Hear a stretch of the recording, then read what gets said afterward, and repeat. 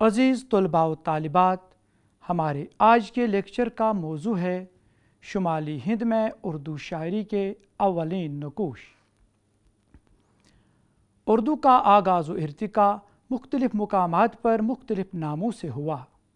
دہلی، پنجاب، سندھ اور دکن ہر جگہ کی اپنی تاریخی روایات ہیں۔ مختلف ادوار میں یہ زبان ہندی، ہندوی، دکنی، ریختہ اور اردوی مولا وغیرہ ناموں سے موسوم ہوئی۔ ہماری زبان کی تاریخ کا اہم واقعہ یہ ہے کہ شمالی ہند ہی اس کا نقطۂ آغاز بھی ہے اور نقطۂ عروج بھی۔ مسعود سعد سلمان سے امیر خسرو تک، ولی سے آرزو تک، مرزا مظہری جانی جانا سے شاہ حاتم سے میر و سودا تک، پھر عہد غالب سے داغ دہلوی تک اردو میں ادب کی تخلیق کا سفر بہت دلچسپ بھی ہے اور اہم بھی۔ اس ذیل میں شمالی ہند میں اردو ادب کے آغاز سے عہد میر تک مختلف اسالیب و اصناف کے بتدریج ارتقاء کی خاص اہمیت ہے۔ جب مغلیہ سلطنت عروج پر تھی اور فارسی کا بول بالا تھا تو فارسی کے بڑے بڑے شاعر دہلی کی رونق میں اضافہ کر رہے تھے۔ پھر وہ دور بھی آیا جب فارسی میں شعر کہنے والوں نے منہ کا مزہ بدلنے کے لیے اردو میں شعر کہنا شروع کیا۔ خان آرزو اور ان کے معاصرین ایسے ہی لوگ تھے۔ پھر وقت بدلا، رفتہ رفتہ اردو میں شعر گوئی کا رواج عام ہوا۔ دکن کی طرف شمالی ہندوستان میں بھی اردو ادب کی ابتدا شاعری سے ہوتی ہے۔ وہاں کے پہلے اردو شاعر امیر خسرو مانے جاتے ہیں، لیکن خود امیر خسرو نے اپنی کتاب گھرۃ الکمال میں مسعود سعد سلمان کے ہندوی شاعر ہونے کی شہادت دی ہے۔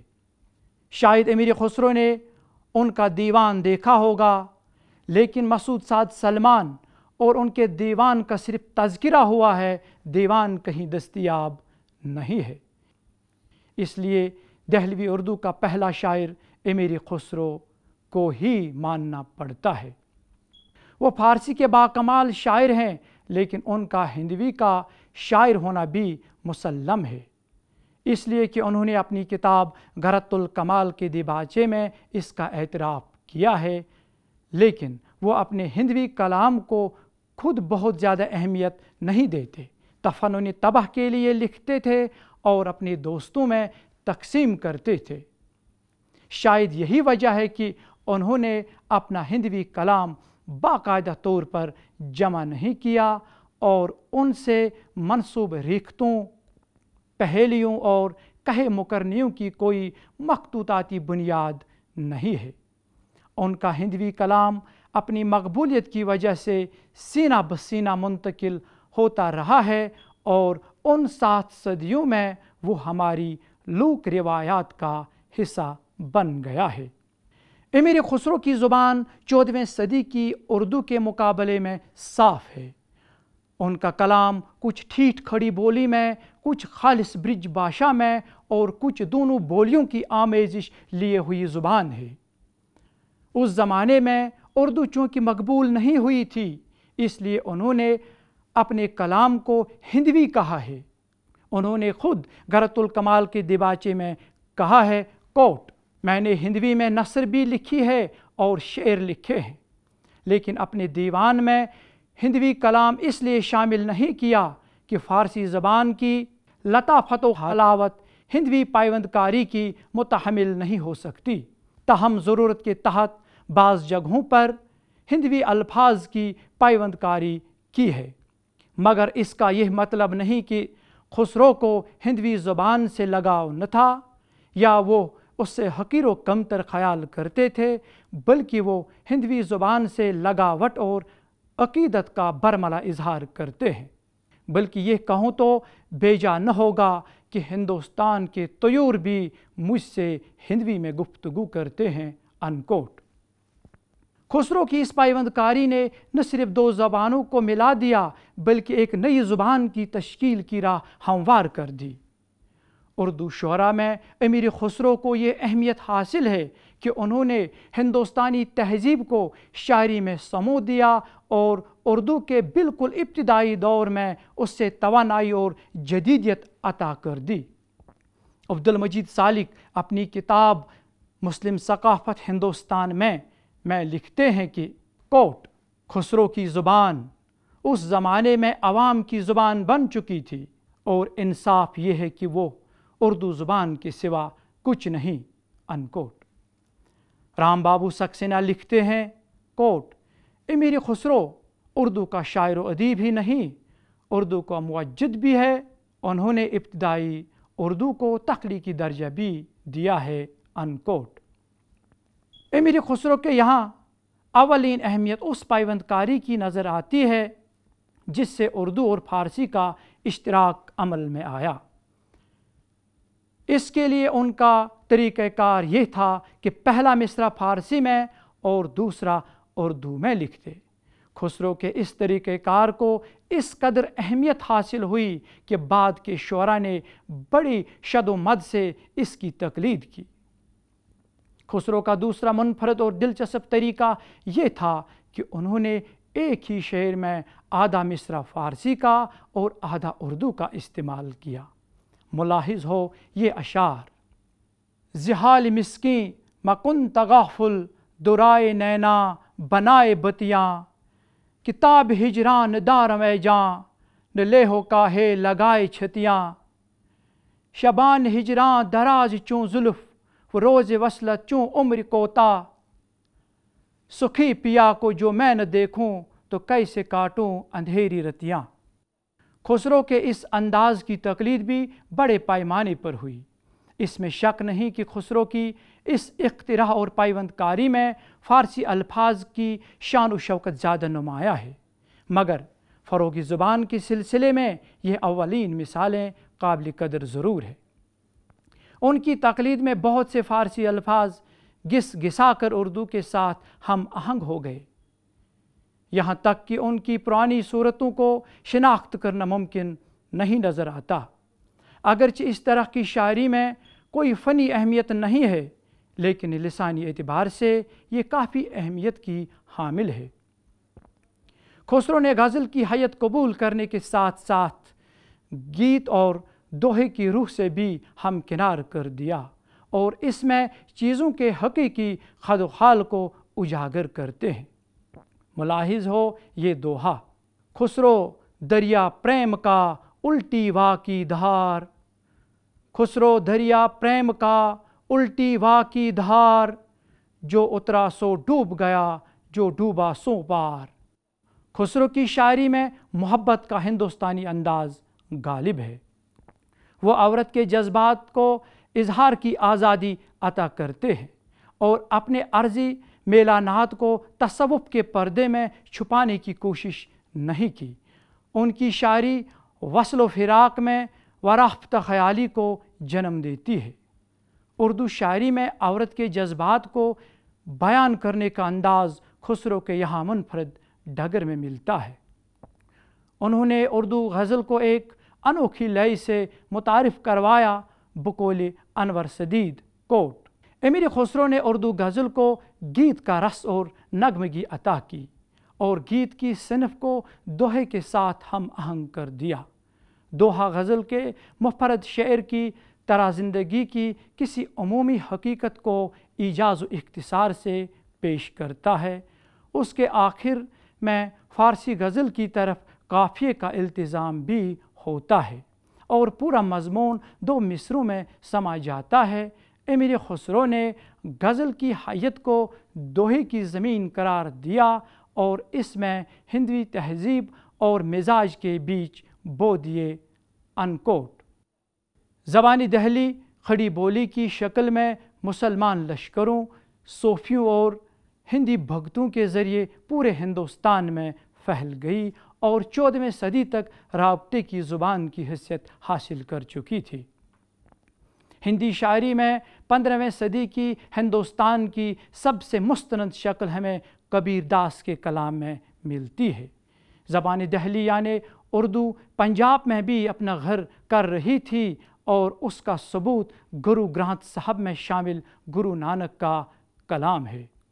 ان کے کلام میں پنجابی کے ساتھ فارسی، برج اور کھٹی بولی کے الفاظ بھی شامل ہیں۔ لسانی نقطہ نظر سے 17ویں صدی کے آخر کی سب سے اہم تصنیف افضل کی بکٹ کہانی ہے۔ 321 اشعار پر مشتمل یہ 12 ماسہ شمالی ہند کی اردو کا پہلا مربوط اور مستند کارنامہ ہے۔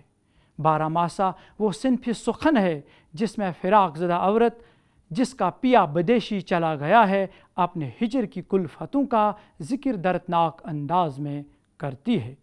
سال کا ہر مہینہ اس کے لیے نیا غم لے کر آتا ہے۔ بکٹ کہانی بھی ہجر اور انتظار مسلسل کے دکھ کی ایک طویل نظم ہے۔ بکٹ کہانی میں 12 ماسہ کی ہندوستانی روایت اور خسرو کی ریختہ گوئی کے تجربے دونوں کی آمیزش ہے، اور اس میں برج بھاشا اور فارسی کی آمیزش بھی ہے۔ افضل کے سامنے شمالی ہندوستان میں اردو شاعری کی کوئی روایت یا نمونہ نہیں تھا، اور نہ ہی دکنی شاعری کا۔ اس کی بنیاد کھڑی بولی پر ہے۔ کھڑی بولی اکبر بادشاہ کے زمانے میں برج بھاشا کے زیر اثر کافی ترقی کر چکی تھی، اور بکٹ کہانی اس جدید اردو کا پہلا ادبی و لسانی نقش ہے۔ پروفیسر کوثر مظہری بکٹ کہانی پر تبصرہ کرتے ہوئے لکھتے ہیں، کوٹ: افضل کی بکٹ کہانی قدیم اردو شاعری کے نمونوں میں اپنی ایک الگ شناخت رکھتی ہے۔ اس میں اردو زبان کے ارتقائی اور تشکیلی مراحل کے نقوش بہت ہی واضح شکل میں دیکھے جا سکتے ہیں۔ اس کا سب سے مستحکم حوالہ تہذیبی و تمدنی عناصر سے ترتیب پاتا ہے، اور اسی سے اس کے شعری حسن میں بھی اضافہ ہوا ہے، انکوٹ۔ شمالی ہندوستان میں 17ویں صدی کے آخر تک کھڑی بولی کا ارتقاء ریختہ کی شکل میں ہو چکا تھا اور تخلیق کے لیے تیار تھی۔ فارسی میں لکھنے کا چلن ابھی تک تھا، لیکن لوگ فارسی سے اکتا چکے تھے۔ اسی زمانے میں ولی کا دیوان دہلی پہنچا اور وہاں کی ادبی محفلوں میں ہلچل مچا دی، اور ایسا مقبول ہوا کہ اس کے اشعار کوچے اور بازار میں چھوٹے بڑوں کی زبان پر جاری ہو گئے، اور وہاں کے شعراء میں یہ ولولہ پیدا ہوا کہ وہ بھی اسی طرز میں ایسی ہی شاعری کریں، اور وہ ولی کی پیروی میں شاعری کرنے لگے۔ ولی کا دیوان شمالی ہندوستان پہنچنے سے پہلے 17ویں صدی کے آخر اور 18ویں صدی کے شروع میں جعفر زٹلی نے اردو میں شاعری کی۔ انہوں نے جب شاعری شروع کی، مغلیہ سلطنت ٹوٹ رہی تھی، شر، فساد اور بغاوت کے بادل چھائے ہوئے تھے، انسانیت اور خلوص و محبت کی قدریں ختم ہو رہی تھیں۔ جعفر زٹلی نے اسی معاشرے کے رویوں پر، اس مکاری اور عیاری پر طنز کے گہرے وار کیے ہیں۔ ان کی شاعری میں ہجو، ہزل اور طنز ہے۔ ان کے مضامین صاف اور روزمرہ کے مطابق ہوتے ہیں، اس لیے عوام میں مقبول تھے۔ وہ بہت ہی ذہین، تیز مزاج اور حاضر جواب انسان تھے۔ ان کے طنز اور ہجو میں کاٹ تھی۔ حیدرآباد اور اورنگ آباد کے اسفار کے بعد وہاں کی شعری محفلوں سے متاثر ہو کر اردو میں لکھنے لگے تھے۔ ان کا یہ شعر ملاحظ ہو: سچائی جعفر کی سب سے بڑی خوبی ہے، سچائی جعفر کی سب سے بڑی خوبی ہے، کپٹ کھوٹ میرے سخن میں نہیں۔ انہوں نے اپنے خیالات کے اظہار کے لیے فحش الفاظ کا استعمال بھی کیا ہے، کیونکہ ان کے پاس بنیادی اہمیت اس سچائی کو ہے جو وہ بیان کر رہے تھے۔ جعفر زٹلی نے ہجویات میں ظالم اور جابر حکمرانوں، بے ایمان وزیروں، بزدل فوجیوں اور رشوت خور کوتوالوں کی پول کھول دی ہے۔ اس میں ذرا برابر بھی مزاح نہیں، بلکہ غصہ، چڑچڑاپن اور تندی ہے۔ ان کے جہاں اپنی شاعری میں مقامی بولیوں یا ہندوی کے الفاظ کا استعمال کیا ہے، وہیں فارسی کے الفاظ اور تراکیب کو بھی بڑی روانی سے استعمال کیا ہے۔ ملاحظ ہو چند اشعار: کیا اخلاص عالم سے عجب یہ دور آیا ہے، ڈرے سب خلق ظالم سے عجب یہ دور آیا ہے۔ نہ یاروں میں رہی یاری نہ بھائیوں میں وفاداری، نہ یاروں میں رہی یاری نہ بھائیوں میں وفاداری، محبت اٹھ گئی ساری عجب یہ دور آیا ہے۔ امیر خسرو اور افضل کے بعد شمالی ہند میں کافی عرصہ تک سناٹا ہی رہا۔ شمالی ہند میں ولی کی آمد 1721 سے قبل کے دور کو ریختہ گوئی کا دور کہا جاتا ہے۔ اردو ادب کی تاریخ نویسوں نے اردو ادب کے اس پہلے دور کو مغل بادشاہ محمد شاہ کے عہد حکومت سے شروع کیا ہے، جو 1719 عیسوی میں تخت نشین ہوا۔ اس سے پہلے کچھ ایسے شاعر گزرے ہیں جو بنیادی طور پر فارسی کے شاعر تھے اور کبھی کبھی منہ کا مزہ بدلنے کے لیے ایک آدھ شعر ریختہ میں بھی کہہ لیتے تھے۔ ان میں کچھ ایسے شاعر تھے جو ایک مصرع فارسی میں کہتے اور ایک ریختہ میں۔ ایسے شعراء میں فطرت، امید، بیدل، ندیم اور خان آرزو قابل ذکر ہیں۔ ان میں خان آرزو سب سے زیادہ اہم ہے، اس لیے کہ ان کی سرپرستی میں کئی شعراء ریختہ گوئی کی طرف مائل ہوئے اور اس کی بنیاد استوار ہوئی۔ ولی دکنی کا دیوان 1725 میں دہلی پہنچا اور شہرت و مقبولیت حاصل کر لی۔ شمالی ہندوستان کے شعراء نے جب دیکھا کہ دکن میں اردو شاعری خاصی ترقی کر چکی ہے اور کافی سرمایہ دکن میں اردو ادب کا جمع ہوا ہے، تو وہ بہت متاثر ہوئے اور انہوں نے اس کا مطالعہ کیا۔ ولی کا دیوان ان کے سامنے اردو کا پہلا دیوان تھا، لیکن آہنگ، تراکیب و بندش اور مضامین کے اعتبار سے وہ فارسی غزلوں کا جیسا ہی تھا۔ وہ اب تک فارسی میں لکھتے تھے۔ ولی کا دیوان ان کے لیے نمونہ بن گیا اور انہوں نے اردو میں لکھنا شروع کیا۔ چونکہ فارسی اب ان کی زبان نہیں رہی تھی اور نہیں وہ قدردان بادشاہ رہے تھے جو فارسی شعراء کی قدر کرتے، اس لیے ولی کا دیوان اتنا زیادہ اور اتنی جلدی مقبول ہو گیا اور اس کی پیروی میں اردو میں شاعری کی گئی اور شمالی ہندوستان میں اردو شاعروں کا ایک بڑا حلقہ پیدا ہوا۔ آبرو، ناجی، مضمون، یک رنگ، حاتم، فائز اور مظہری جانی جانا ان میں قابل ذکر شاعر ہیں۔ انہوں نے اپنی شاعری میں اس کا اعتراف کیا ہے۔ مثلاً آبرو کا شعر ہے: آبرو شعر ہے تیرا اعجاز، گو ولی کا سخن کرامت ہے۔ اسی طرح حاتم لکھتے ہیں: حاتم یہ فن شعر میں کچھ تو بھی کم نہیں، حاتم یہ فن شعر میں کچھ تو بھی کم نہیں، لیکن ولی ولی ہے جہاں میں سخن کے بیچ۔ ولی کی شاعری میں ایہام گوئی کا عنصر بہت زیادہ ہے۔ فارسی شعراء کے بیان میں بھی اس کی روایت تھی، اس لیے انہوں نے ولی سے متاثر ہو کر اپنی شاعری کی بنیاد ایہام گوئی پر رکھ دی اور شمالی ہندوستان کے اس دور کی شاعری میں یہ ایک غالب رجحان کی شکل اختیار کر گئی۔ چونکہ یہ دور ہندوستان کی تاریخ کا ایک بحرانی دور تھا، تیزی کے ساتھ بادشاہ پہ بادشاہ بدل رہے تھے اور آنے والے کو خود یہ معلوم نہیں ہوتا کہ اس کی بادشاہت کتنے دنوں تک قائم رہے گی۔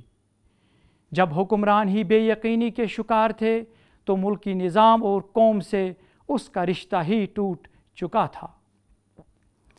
ان کے دربار میں امراء اپنے ذاتی مفاد کے لیے ایک دوسرے سے دست گریباں تھے، سب اخلاقی اور معاشرتی برائیوں کے شکار ہو گئے تھے، ہر ایک کے ظاہر اور باطن میں تضاد تھا۔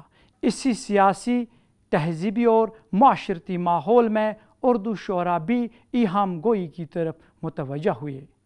فکرے بازی، ضلع جگت، لطیفوں اور پھبتیوں سے زندگی میں مزہ پیدا کیا جانے لگا۔ ایہام، رعایت لفظی اور زبانی الفاظ اس ماحول میں مزہ دینے لگے اور یہ شاعرانہ کمال سمجھا جانے لگا۔ ایہام یہ ہے کہ شاعر پورے شعر یا اس کے جز سے دو معنی پیدا کرتا ہے، جس دو معنی الفاظ پر شعر کی بنیاد رکھی جاتی ہے اس کا ایک معنی مفہوم کے قریب تر اور دوسرا بعید ہوتا ہے، لیکن شعر میں شاعر کی مراد معنی بعید سے ہوتی ہے، قریب سے نہیں۔ اسی تلاش کے عمل میں پڑھنے والا شعر سے لطف اندوز ہوتا ہے۔ جہاں اس کا استعمال فطری اور اعتدال کے ساتھ کیا گیا وہاں شعر میں اثر انگیزی بڑھ گئی، لیکن ایک دوسرے پر سبقت لینے کی غرض سے اس کے استعمال میں بے اعتدالی آ گئی اور مبتذل اور بازاری مضامین بھی شاعری میں در آئے۔ دیوانی ولی میں اردو شاعری کے مختلف رنگ موجود تھے، ان میں سے ایک ایہامی رنگ بھی تھا۔ اسی رنگ میں آبرو، مضمون، ناجی اور یک رنگ نے اپنے کلام کو رنگا ہے۔ مثلاً مضمون کا یہ شعر ملاحظ ہو: کرے ہیں دار بھی کامل کو سرتاج، ہوا منصور سے یہ نکتہ یہ حل آج، اگر پاؤں تو مضمون کو رکھوں باندھ، اگر پاؤں تو مضمون کو رکھوں باندھ، کروں کیا جو نہیں لگتا میرے ہاتھ۔ ملاحظ ہو ناجی کے یہ اشعار جہاں ایہام کے استعمال کی شعوری کوششوں نے ان کے کلام کے حسن کو متاثر کیا اور سادگی، بے ساختگی اور اثر آفرینی عنقا ہو گئی ہے۔ ناجی دہن کو دیکھ سخن مختصر کیا، ناجی دہن کو دیکھ سخن مختصر کیا، گرچہ سجن کی زلف کا قصہ طویل تھا، محبت میں علی کی دیکھ ناجی، محبت میں علی کی دیکھ ناجی، ہوا ہے دل میرا اب حیدرآباد۔ عشق ایک اور موضوع ہے اس دور کی شاعری کا، لیکن یہ عشق سطحی ہے، اس میں تڑپ، قرب اور تقدس نہیں ہے۔ عشق میں بے ثباتی اور بے یقینی ہے۔ اس کے علاوہ اس دور کی شاعری میں امرد پرستی کا رجحان بھی پایا جاتا ہے۔ مثلاً ناجی کا یہ شعر ملاحظ ہو: لب شیریں ہے مصری یوسف ثانی ہے یہ لڑکا، نہ چھوڑے گا میرا دل چاہ میں جانی ہے یہ لڑکا۔ مجموعی طور پر جب شمالی ہندوستان کی اس دور کی شاعری پر نظر ڈالتے ہیں تو معلوم ہوتا ہے کہ جہاں ایہام گوئی کے ساتھ سچا جذبہ اور احساس شاعری کے تخلیقی عمل میں شامل ہوا ہے تو معیاری، خوبصورت اور مؤثر شعر وجود میں آئے ہیں، جو آج بھی اتنا عرصہ گزرنے کے بعد بھی اپنی تازگی اور خوبصورتی کی وجہ سے دامن دل کو کھینچتے ہیں۔ ایہام گوئی مخصوص تہذیبی عوامل کا نتیجہ تھی۔ اب حالات نے نئی کروٹ لی۔ محمد شاہ کے دور حکومت میں نادر شاہ نے 1739 میں دہلی میں قتل عام کا بازار گرم کیا۔ المناکی کا یہ وہ دور تھا جس سے ہر کوئی دوچار تھا۔ ان حالات کا اثر فکر و ذہن اور ذوق و شوق پر پڑنا ناگزیر تھا، چنانچہ ایہام گوئی کا اثر زائل ہونے لگا اور اس کے خلاف رد عمل شروع ہوا۔ لسانی شعور میں ایک نئی تبدیلی واقع ہوئی۔ ادبی روایات میں ان تبدیلیوں کو اصلاحی زبان کی تحریک کے نام سے جانا جاتا ہے۔ اس سے سادہ گوئی یا تازہ گوئی کی تحریک بھی کہا جاتا ہے۔ اس تحریک کے اثر سے اردو شاعری میں فارسی شاعری کے اسالیب اور تراکیب کا چلن بڑھنے لگا۔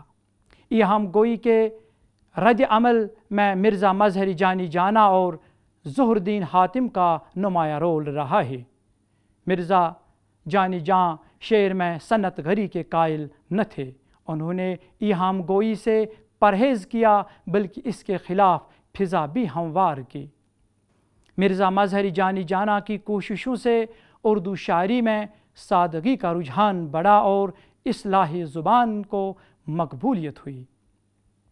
اپنے دور کے دیگر شعراء کی طرف مرزا مظہر جانی جانا بھی بنیادی طور پر فارسی کے شاعر تھے، مگر انہوں نے اردو میں بھی شعر کہے ہیں۔ ان کا کوئی دیوان تو نہیں تھا، البتہ مختلف تذکروں میں ان کا اردو کلام بکھرا ہوا ہے۔ اردو کی ادبی تاریخ میں ان کا نام اردو شاعر سے زیادہ اس دور کی اردو شاعری پر ان کے گہرے اثرات کی وجہ سے خصوصی اہمیت کا حامل ہے۔ ملاحظہ ہوں چند اشعار۔ یہ حسرت رہ گئی کس کس مزے میں زندگی کرتے، یہ حسرت رہ گئی کس کس مزے میں زندگی کرتے، اگر ہوتا چمن اپنا، گل اپنا، باغباں اپنا۔ کون کہتا ہے مر گیا مظہر، کون کہتا ہے مر گیا مظہر، فی الحقیقت میں گر گیا مظہر۔ ظہر الدین حاتم ابتدا میں ایہام گوئی کی طرف مائل تھے، لیکن جب مظہری جانی جانا نے اصلاحی زبان کی تحریک شروع کی تو انہوں نے براہ راست اس تحریک کا اثر قبول کیا اور بہت جلد ایہام گوئی سے کنارہ کشی اختیار کر لی۔ انہوں نے از سر نو اپنے کلام کا انتخاب دیوان زادہ کے نام سے کیا اور اپنے پرانے ضخیم دیوان کو مسترد کر دیا۔ دیوان زادہ کی اہمیت اس لیے بھی ہے، اس کا حاتم نے جو دیباچہ لکھا اس سے وقت کے بدلتے طرز و انداز اور لسانی ارتقاء کا احساس ہوتا ہے۔ اسی عہد میں فائز دہلوی کی شاعری کا بھی ذکر آتا ہے، کیونکہ انہیں بہت دنوں تک اردو کا پہلا صاحب دیوان شاعر سمجھا جاتا رہا۔ ان کے یہاں مقامی رنگ گہرا ہے اور ہندو مذہب کے تہوار اور بزرگوں کا خاص دلکش انداز میں اظہار ہوا ہے۔ انہوں نے اپنے کلام میں دہلی کا بار بار ذکر کیا ہے اور خود کو دہلوی کہا ہے۔ ایہام ان کے یہاں بہت کم ہے، لیکن صنعتوں کا استعمال فنکارانہ انداز میں کیا ہے۔ دور ایہام گوئی کے بعد رد عمل کی تحریک کے اثر سے اردو شاعری میں ایک نئے عہد کا آغاز ہوا، جس سے میر و سودا کا دور کہا جاتا ہے۔ بلا شبہ یہ دور اردو شاعری کا زرعی دور تھا۔ اس زمانے میں سیاسی نظام کمزور پڑ رہا تھا۔ نادر شاہ کے حملے کے شدید اثرات نے زندگی کا نظام درہم برہم کر دیا تھا۔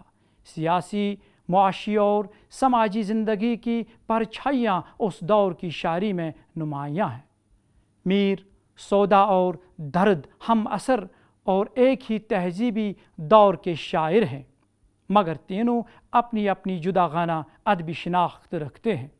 ان کی بدولت اردو میں موضوعات اور خیالات کی رنگا رنگی اور تجربات کی کثرت نظر آتی ہے۔ سودا کا ذہن ایک ہمہ جہت تھا۔ انہوں نے قصیدہ، غزل، ہجو، شہر آشوب اور مراثی میں اپنی تخلیقی قوت کا کامیاب مظاہرہ کیا۔ اتنی بہت ساری اصناف میں کمال حاصل کرنے والا شخص پہلی بار شمالی ہند کے ادبی منظرنامے پر رونق افروز ہوا، اور ان کی آمد سے اردو شاعری کے بازاروں میں رونق ہی رونق پھیل گئی۔ میر درد کی شاعری میں صوفیانہ تصورات کا اظہار بڑے پر اثر انداز میں ہوا ہے۔ یہی ان کی انفرادیت بھی ہے۔ عملی زندگی میں بھی تصوف ان کا اوڑھنا بچھونا تھا۔ درد کا زیادہ تر کلام غزل کی صنف میں ملتا ہے۔ اس دور کے شعراء میں میر تقی میر کو سب پر فضیلت حاصل ہے۔ غزل ان کی پسندیدہ ترین صنف سخن ہے، اس لیے شہنشاہ غزل کہلاتے ہیں۔ حقیقت یہ ہے کہ اس صنف کے اساتذہ میں وہ آج بھی سر فہرست ہیں۔ غزلوں کے علاوہ انہوں نے مثنویاں، مرثیے، قطعات، رباعیاں اور مسدسبی اصناف اور اسالیب میں اپنے آثار چھوڑے ہیں، اس لیے انہیں خدائی سخن کہا جاتا ہے۔ اردو کے 6 دیوان کے علاوہ ایک فارسی دیوان بھی ان کی یادگار ہے۔ فارسی نثر میں خود نوشت سوانح ذکر میر اور شعراء کا تذکرہ نکات الشعراء بھی ان کی اہم تصانیف ہیں۔ اسی دور میں میر حسن نے مثنوی سحر البیان لکھ کر ایک بڑا کارنامہ انجام دیا۔ یہ اردو کی مقبول ترین مثنوی ہے۔ سحر البیان کے مختلف حصے داستانوں کی مختلف کہانیوں پر مشتمل ہیں، مگر میر حسن نے انہیں جس طرح پیش کیا ہے اس سے یہ نئی کہانی معلوم ہوتی ہے۔ اس مثنوی میں اپنے دور کی تہذیب و سماجی اور معاشرتی فضا بہت واضح ہے۔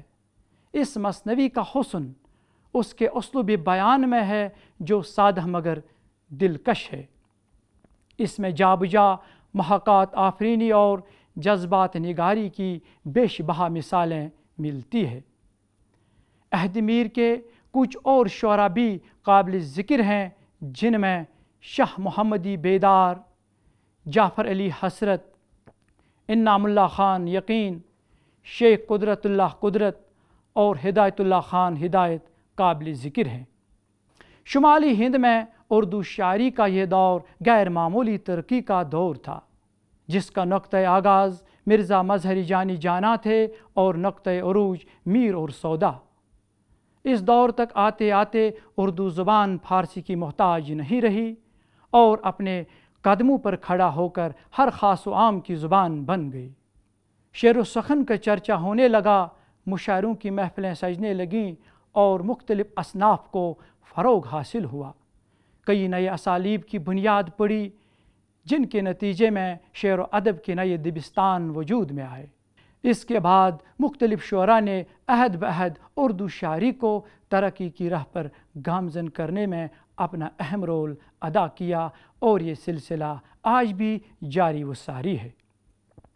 عزیز طلباء و طالبات، مجھے امید ہے کہ آپ کو آج کا یہ لیکچر پسند آیا ہوگا اور آپ نے اس سے کافی استفادہ بھی کیا ہوگا۔ انہی الفاظ کے ساتھ مجھے اجازت دیجیے۔ اللہ حافظ و ناصر۔